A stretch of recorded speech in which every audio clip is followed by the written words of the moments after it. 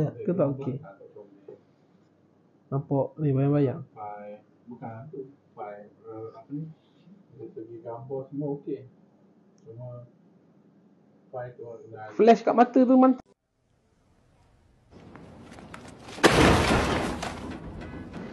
Okay guys, kisah pertama sudah habis. So kita pergi ke kisah kedua yang dilalui oleh Badri.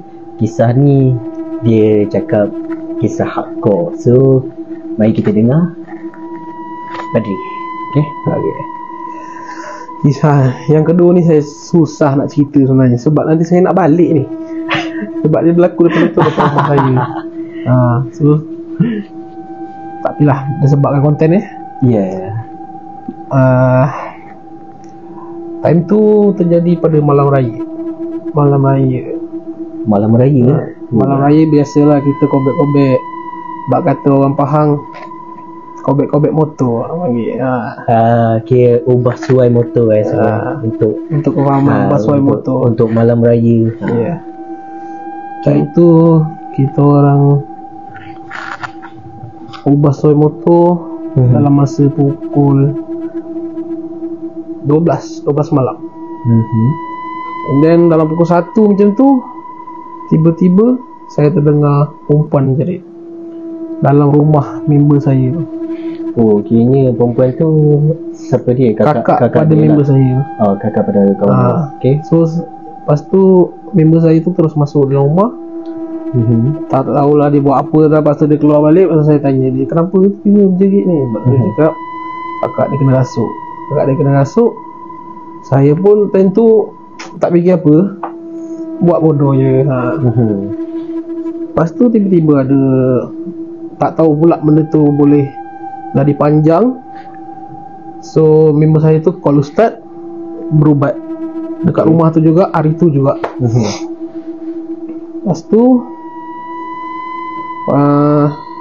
dah settle semua. 14 kali saya tahu, saya ingat ustaz tu cakap dengan dia, mana dia letak barang tu. Ustaz tu gali dekat depan rumah, ada barang tu, warna plastik apa yang selalu dah sampul warna kuning tu. Kain kuning tu. Okay. Yang tu saya pun sebenarnya tak fikir apa, orang cakap tak ambil tahu sangat pasal benda macam ni. Macam adalah ni kan. Betul. Orang cakap benda gaib ni saya tak ni sangat. Dia kira Badri tak percaya sangat lah tentang benda-benda mistik macam tu. Betul. Okay. Lepas tu dah habis obek semua tu, saya dengan sepupu saya tu balik. Time tu dalam pukul 3 lebih. Habis motor kat besok nak sembahyang raya besok nak sembahyang raya. Rumah kampung saya, rumah dia ibarat jalan dekat atas, rumah dekat bawah. So kita orang naik bukit, naik atas jalan dulu. Kalau nak balik rumah, saya jiran je dengan dia. Cuma nak pergi ke rumah saya tu kena naik bukit, naik jalan rumah. Rumah kawan awak tu dekat seberang lah. Sebelah je, jiran. Sebelah rumah. Sebelah rumah. Okay. Lepas tu dah naik bukit rumah member tu. Saya perasan satu benda dekat atas bubung. Berkepak.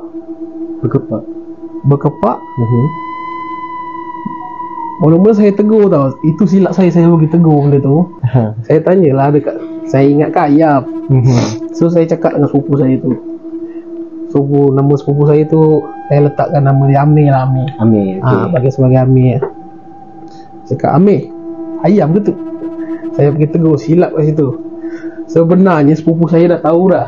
Oh, so kiranya dia dah tahu lah benda tu bukan ayam sebenarnya. Okey. Dah nampak dah benda tu. Lepas tu sepupu saya pandang saya, dia buat muka, aduh bodoh lah pergi tegur. Oh, okey.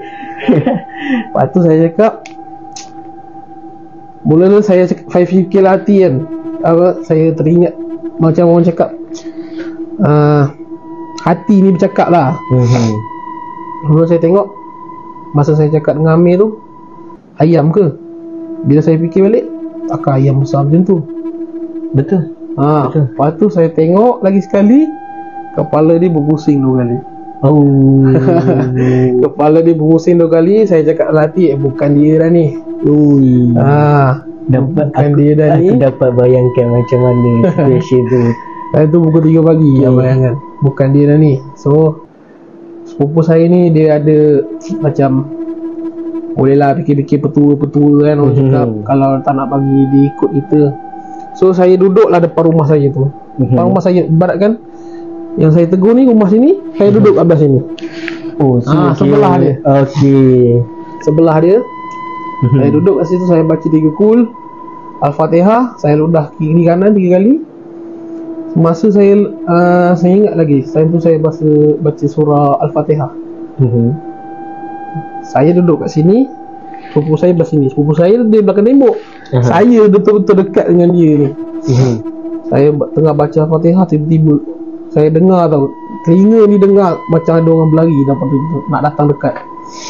So dengar macam dia tu, dia berlari datang ke awak. Betul. Nak berlari. Saya, hati ni cakap pandang, tapi otak cakap jangan pandang. Cakap tu, takut dia jumpa depan-depan. Yang tu paling seram tu. Beremuk. Lepas tu dah habis cerita semua, kebelah kiri kanan. Masuk rumah, tapi tak buka pintu lagi. Naik tangga. Macam tu, rumah saya tu ada halaman depan. Nak masuk tu, naik halaman tu, lepas tu baru masuk pintu, buka pintu. Sepupu saya cakap, kau bogel pakai spender je. So saya bogel pakai spender, tinggal keluar, baju semua tinggal luar. Masuk rumah, Assalamualaikum 3 kali. Lepas tu alhamdulillah lah, sepanjang masa tu, sepanjang saya tidur tu tak ada benda kacau. Tapi saya rasa macam terdetik nak tahu jugalah apa yang sebenarnya yang nampak yang berpusing sampai 2 kali kepala tu. Mula-mula saya tengok macam ayam. Tapi bila saya fikir balik, takkan ayam besar macam tu. Betul. Dia Lepas tu saya tengok sekali lagi, kepala dia berpusing 2 kali. Saya ingatkan burung hantu. Saya berasa bukan burung hantu. Saya tak tahu makhluk apa tu. Tak tahu makhluk apa. Semua saya tak nampak muka dia. Tapi saya sama-sama nampak mata merah. Mata merah. Dia selalunya yang nampak macam mata merah ni, selalunya orang panggil hantu raya. Macam hantu yang penjaga duduk dekat kawasan rumah. Sebab rumah tu gelap macam tu. Rumah tu memang rumah usang. Kira rumah tu memang tak ada siapa duduk ke? Memang tak ada. Ada penduduk tapi tak tahulah time tu dia orang pergi mana. Mungkin dia orang balik kampung lain ke. Mungkin lah sebab raya kan. Ya, betul.